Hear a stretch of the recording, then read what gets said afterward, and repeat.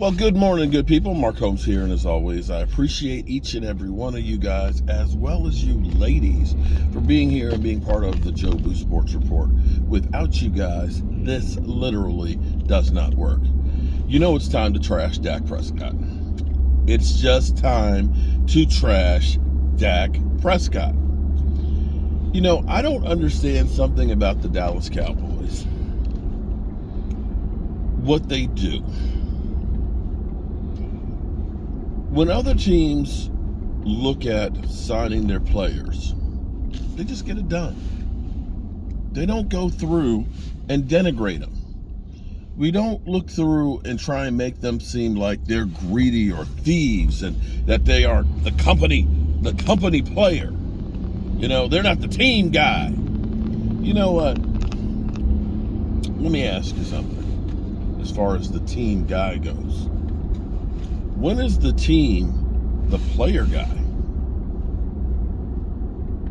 Because the thing about the NFL is we love you as long as you can perform and do something for us. The minute your skills erode, that contract that they signed with you, tear it up. Doesn't mean anything. Oh well, they get rid of you. When you outperform your contract, great job, wonderful. Hey, you know, can you hook a brother up because I did a whole lot more than what you actually paid me for? Oh, no, we can't do that. So this whole myth of being the company guy, the team guy is bullshit. It's a one-way street. But what the team, at least the Cowboys always do is, whenever it's time to sign a guy to a contract, we go through and we trash them. Here's time now. Dak Prescott, quarterback for the Cowboys. You can feel it coming right now. You can feel it coming. We felt this throughout the last negotiations. And this always happens. This is not new to just Dak Prescott. So don't think that I'm just saying the Cowboys are only picking on Dak Prescott. This is true about every big contract they make. You'll remember what Dez Bryant was like. Dez Bryant was raked through the coals. I don't know if all of it was the company line, but Lord, we heard about the 5 times that the police were called to Dez Bryant's residence. Like, you know, you had you thinking that it was Miami Vice showing up here with, you know, automatic weapons and things, right? It's bullshit. We heard about the tape of Dez Bryant that might be 10 times worse than Ray Rice. Eventually they got the deal done. D-Law. With D-Law talking about how, you know, we thought we were going to have a deal that was like $19 million. He's greedy and things like that. They always trash the player when it's time to negotiate. And they always negotiate out in public, which is another one of these things that don't make any sense to me. And they put all of their business out there.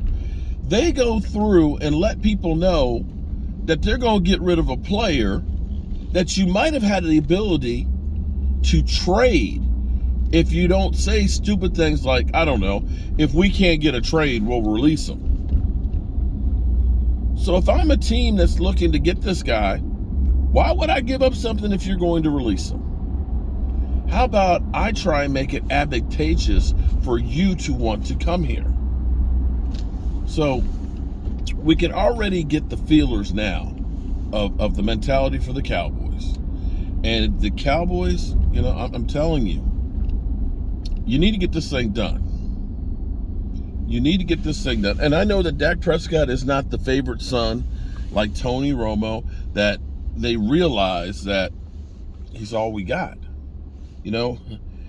And for those out there that say, just draft a quarterback. Oh, let Dak go. Just let him. We'll just draft another quarterback. Understand, Dak Prescott was not their target. Remember when they wanted Paxton Lynch?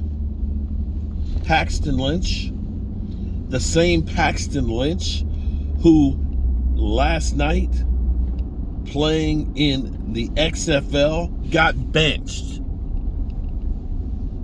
He can't even perform in the XFL. Now, Ben DiNucci looking like Pat Mahomes there with Josh Gordon. The flipper football.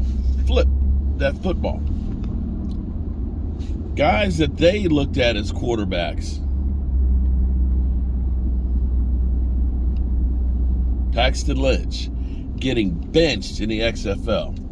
Could you imagine if they had gotten the deal done for Paxton Lynch instead of getting Dak Prescott? So the Cowboys reluctantly never wanted to pay Dak.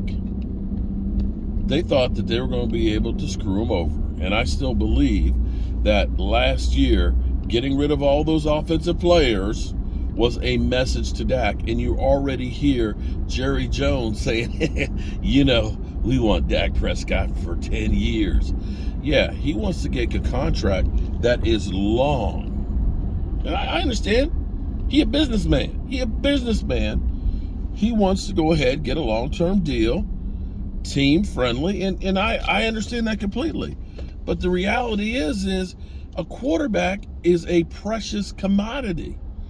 And the reason why the Cowboys end up spending more money is because of the Dallas Cowboys screwing up. This is the opportunity right now to get yourself the best deal possible with Dak Prescott.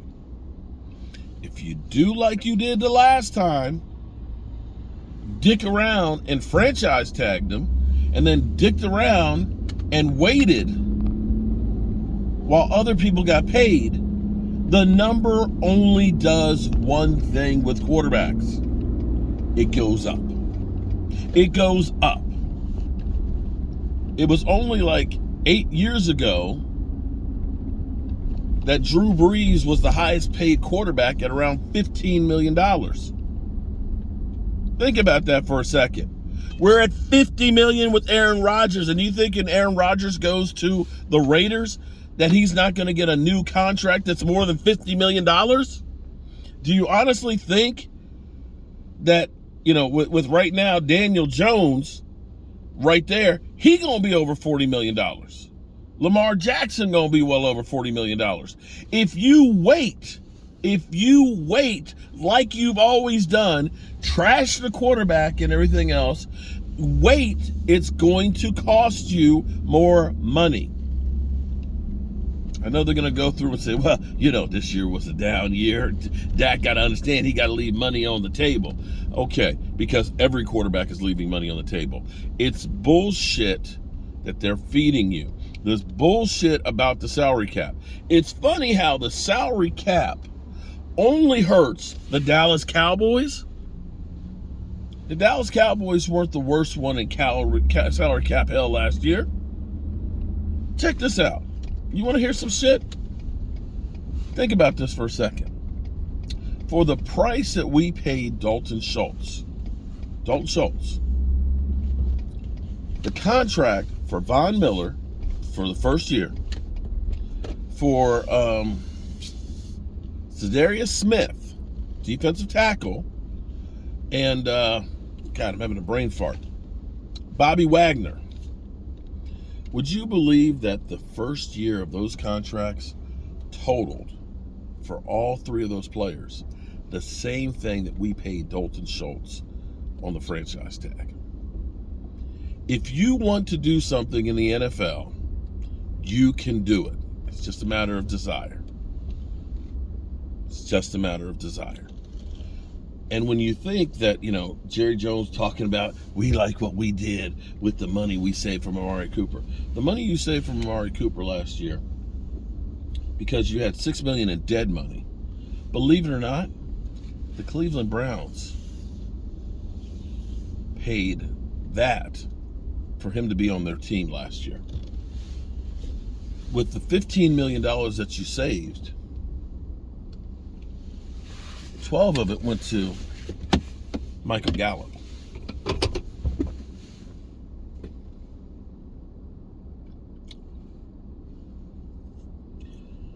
when you think about some of the contracts that we were paying, like $6 million last year for Jalen Smith not to be on the roster, you think about the dead money for Lyle Collins and cutting him, which was like $5 million. You think about the $6 million that you paid Amari Cooper. You think about like the $21 million you paid for 2 years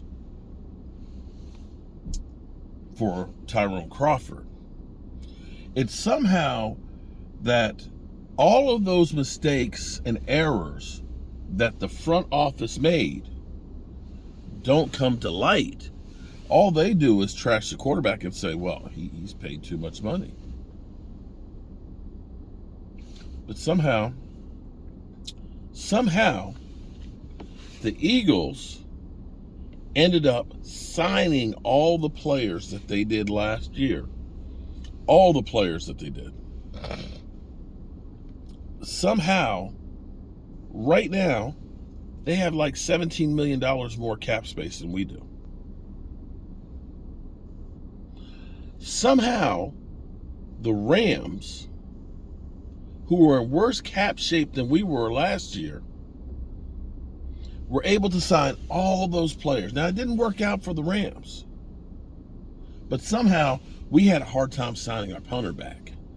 That the big moves that we made were James Washington, Dante Fowler, and Ryan Kalady.